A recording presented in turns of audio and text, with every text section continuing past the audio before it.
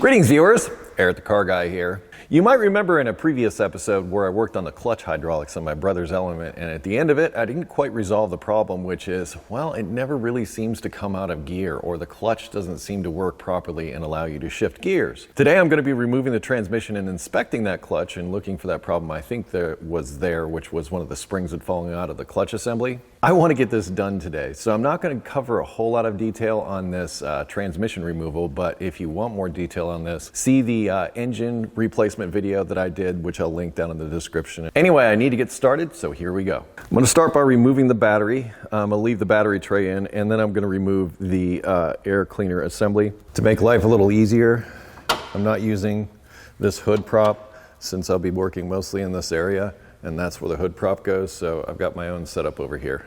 If you have an original equipment radio, make sure that you have the radio code before you remove the battery. You might remember I replaced that cable in the last video, the ground cable.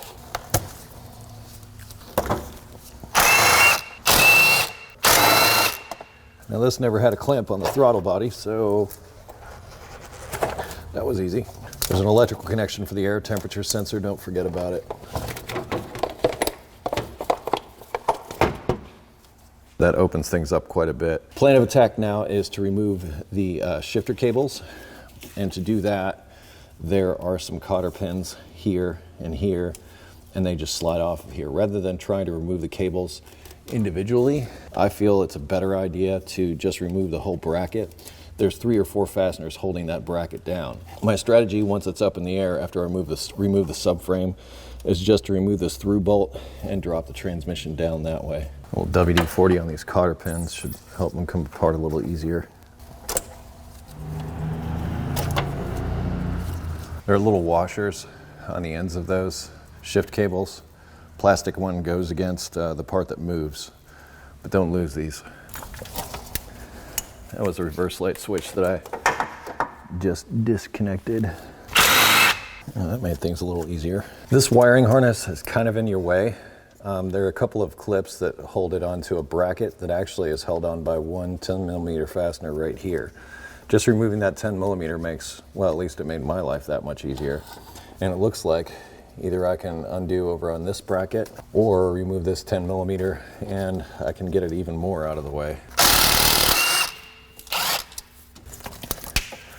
Well, it looks like it's the fastener and that bracket. The fasteners that hold the shifter bracket down are 12mm, and it looks like there's just 3.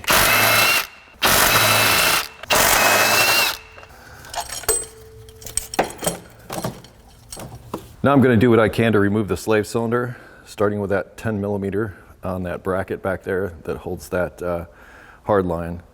Follow the hard line up here, take the slave cylinder right off the side of the transmission, and you can have that whole thing up and out of there. Normally it would also be clipped right here, but my clip is broken, so I don't have to worry about that, so watch out for that clip there. And the slave is held on by 2 12mm.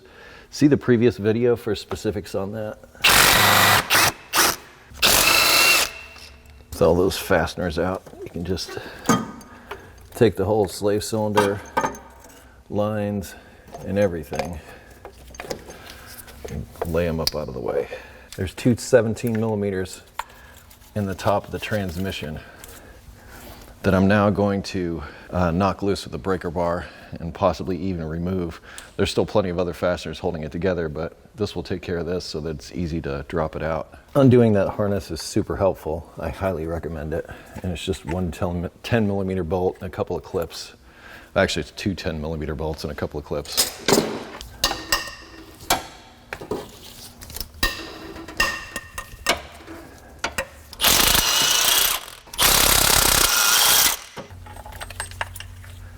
Both of these top bolts are the same length. I think it might be time to jump underneath, start working under there.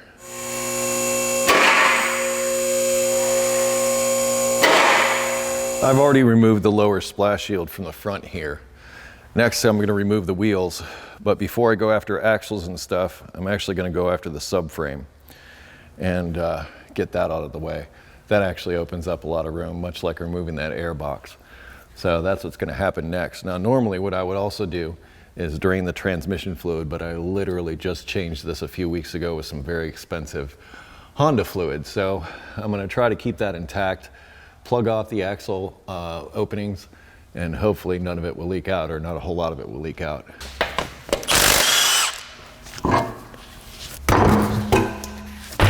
While I'm here, I might as well get the axle nuts off.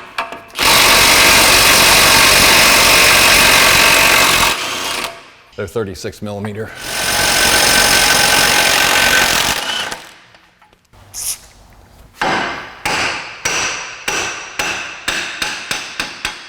Be careful when you're hammering on the ends of these axles, because you can mushroom the ends of them out and they'll never get another axle nut back on. If they give you a whole lot of trouble with well, first I hit them with a little bit of penetrating oil, and then I tap them with this, and if they show signs of resistance, I use the air hammer and drive them out that way. To get the subframe out, you're gonna need to undo the ball joints. I'll put new cotter pins in.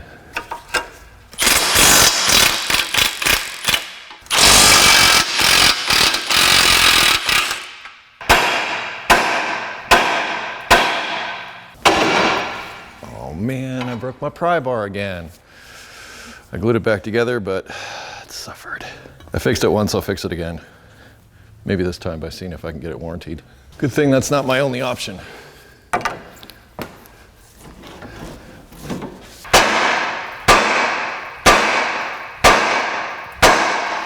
Next, I'm gonna remove the engine mounts. Now for this front one, there's a through bolt right here. For the rear one, I'm gonna take a different approach. I'm gonna kind of leave it on the transmission. There are 3 fasteners that you can see there. I'm going to remove all 3 of those, and that'll leave the engine mount up in the vehicle. After that, there are 4 different fasteners holding the subframe on. There's one here, one back here, one there, and lastly, one up here. A lot of rust on my brother's element. Fastener for this through bolt is a 17 millimeter.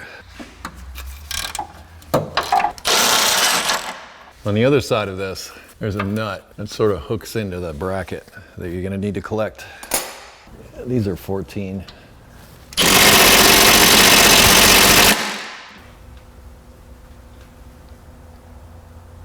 I don't like this. I'm just gonna pull the through bolt out. Otherwise, I risk breaking those bolts, and I'm not gonna find those today, I'm sure of it. Because I'm gonna have to do this anyway, and it's gonna make it easier to get to this bolt, I'm going to remove the axle, which has 4 10 millimeter fasteners holding it in. They're also 12 point.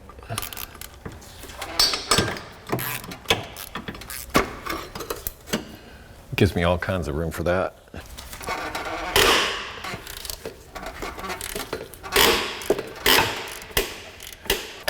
Oh, this feels like I'm going to have to fix some threads.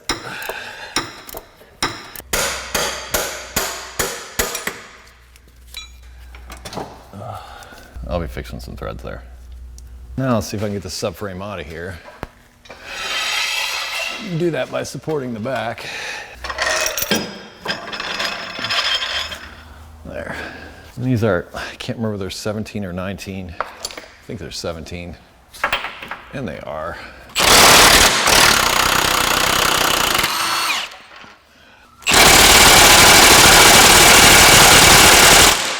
I don't think this is rust so much as the last person that worked on this might have just been a little overzealous.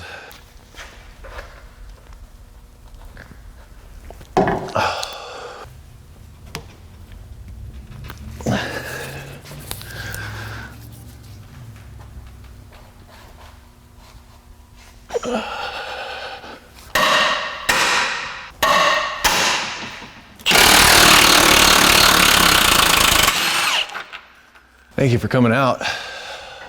Appreciate it. So what I'm gonna do is take this last fastener out. I'm gonna hold it in the back. We'll let it down easy in the rear, and then I'll just remove it.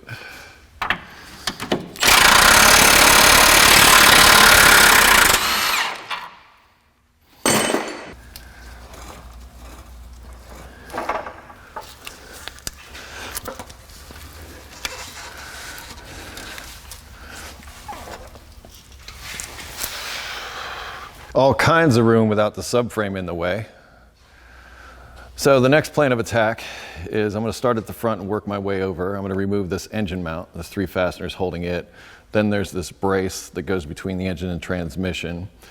But I'm going to need to also undo the starter, which is here. There's a bracket that goes underneath the intake here. There's 2 12s that hold it on, one here and one up underneath the intake. You'll need to remove those so that you can access the fasteners. There's one on top. It's kind of a long, strange fastener. And then there's another, I believe, 17 millimeter on the bottom. Yeah, right here behind the bracket to remove. And once you've done that, then it's just a matter of removing the rest of them to get them out. And also the axles should come out fairly easy, but I'm gonna wait on those until last minute. And then I'll have to repair the threads here, but I can do that after that's out of the vehicle. These are 17 that hold the engine mount on.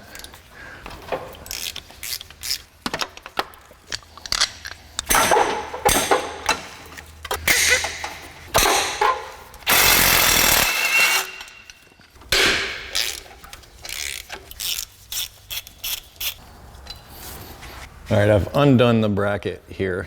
I can get up above to get to that fastener that's on the top there. But truthfully, I'm gonna try to get away with not doing that one. That one might just go into the engine block. I am gonna remove this lower one, this lower 17 here. And if I can get the transmission off, well, great. If not, well, I'll have to undo that 14. But for now, that's where I'm at. I'm gonna knock all these loose before I knock the engine mounts loose, and you can see why right now. Because if this is gonna be supported on that same support that I used to remove the subframe, if I'm trying to break these loose and this is moving around like this, it's not gonna end well. So I'm gonna get everything broken loose, so all I have to do is run the bolts out when the time comes. And these 2 here are the last ones to come out for me, just because they're the easiest to get to.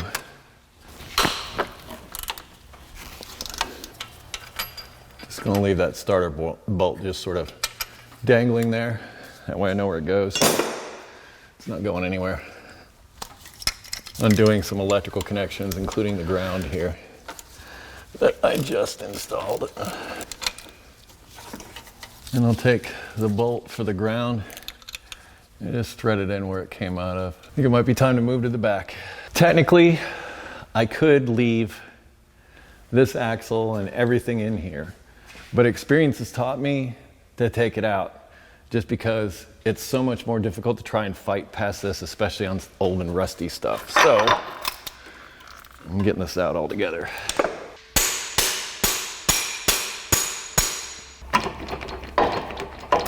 Oh, crud. The inner CV joint came apart. Now I gotta fix it. So it's tricky, but it can be done. You just kind of gotta move it around and sink it into each cup as you go around. Well, at least that's how I do it. But good luck if that happens. Try to avoid it in the first place.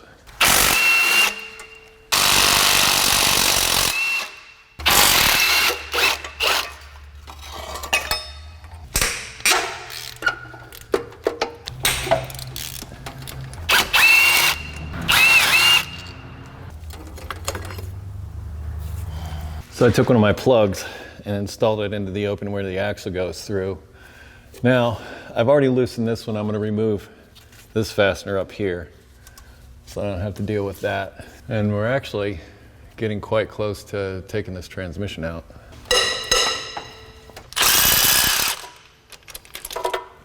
And I'll leave that there. That way I don't have to find it later. I'll get this other axle out. Try to avoid the inner CV joint coming apart. It fits in there nicely. Now, this bracket that I spoke about before looks like 310 millimeter. That's for the bottom of the lower airbox mount. And removing this will make it easier to get the transmission out. Otherwise, it'll come in contact with the subframe. I'm thinking it's time to drop the transmission down. I'm going to start by loosening this mount up here. Well, hopefully it's not cross-threaded like the other one was, or rusted in, or whatever that was. There we are. Wasn't quite all the way down on the fastener. That's a dangerous recipe.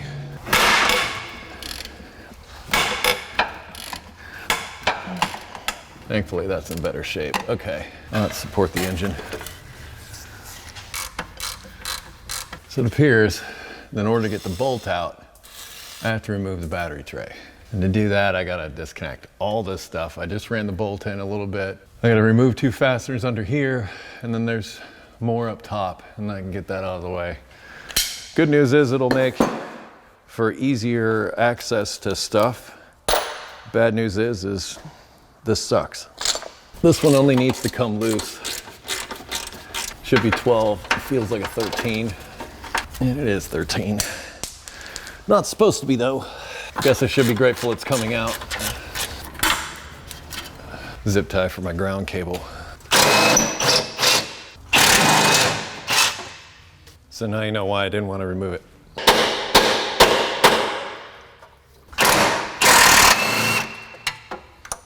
Those are lifesavers, those bolt biter sockets.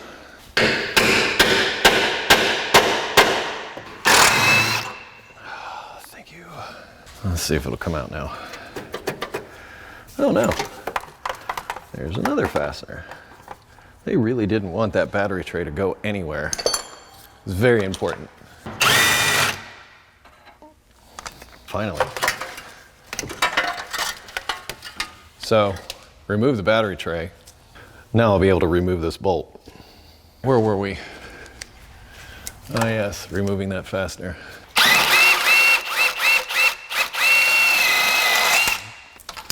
Well, it does come out easier now. And very slowly, very carefully lower it down until I feel it will clear. Will that be enough? Or does it need a little more? Does it even have a little more because the AC compressor's kind of giving its all over here. That may be all I get. Take out some fasteners and remove a transmission. All that's left, I think, so long as that 14 millimeter on the starter doesn't go into the transmission. I hope it does not. As long as it doesn't go into that, just this one on the one in the back. Now's where we find out if I needed that starter bolt or not. Nope, I don't. There we are.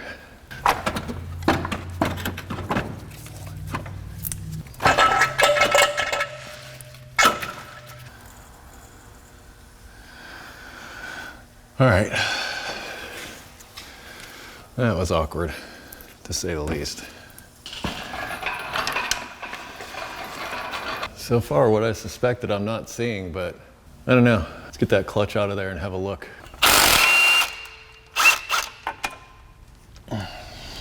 Flywheel doesn't look bad at all.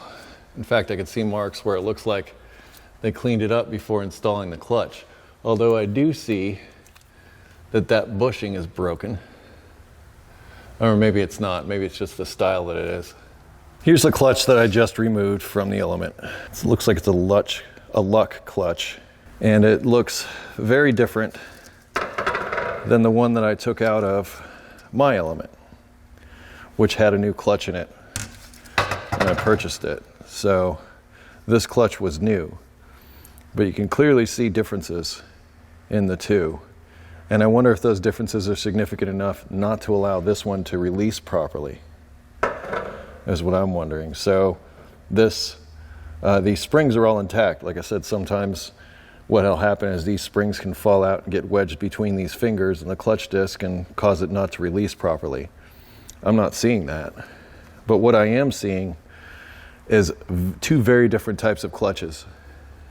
Let's go compare the throwout bearings. Well, I thought there might be a difference because this one seemed heavier duty. They seem to be about the same dimensions. I still struggle to find what the issue was here. I think I'm gonna put this newer clutch in, the one that I know worked, and well, we'll put it back together and see what happens. I won't be covering reassembly in as much detail as I did disassembly. I wanna know what's going on with this clutch, so I'm gonna do everything possible to get it to that point, but I think it'd be best if we just sort of fast forwarded to the part where I check out the clutch and make sure that it works. So we will be back after that happens.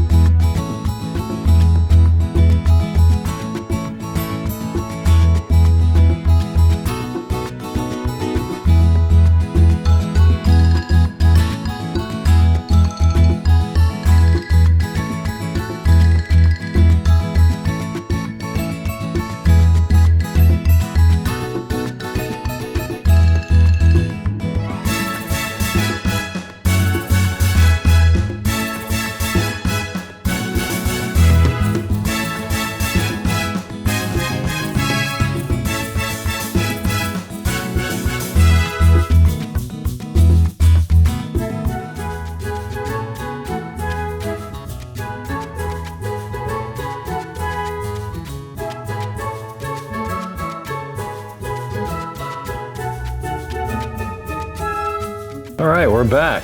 Clutch is installed with the transmission. And by the way, that clutch came out of my element. I put a brand new clutch in my element, and I actually saved the old clutch, which was actually a brand new clutch, just in case my brother needed one. Little did I know. So what I'm gonna do now, I don't have everything totally buttoned up, but the clutch is hooked up and everything else. So I'm gonna start the engine and see if my wheels still move with the clutch pedal depressed. If they do, then I'm gonna re-bleed the clutch system and recheck it. If they don't, I know that the clutch that was installed was wrong, incorrectly installed something that was causing it not to work properly. Here goes nothing.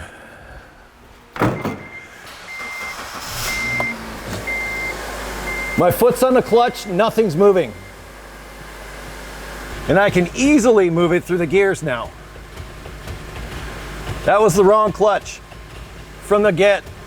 All right, that's first.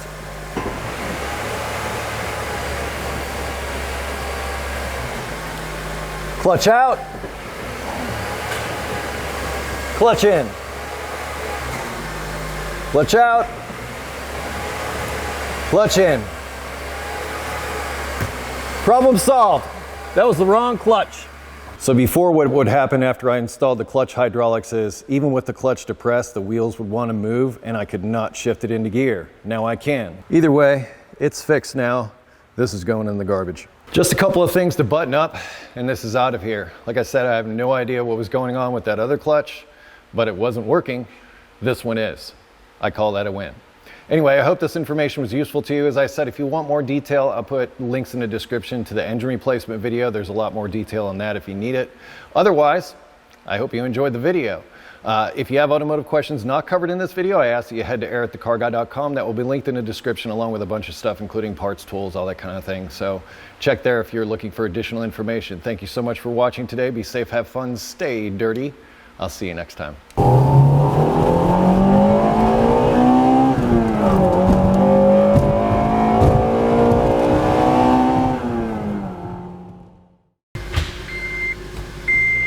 Oh yeah, that works awesome now.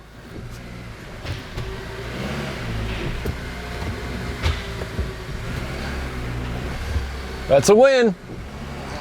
Bye-bye.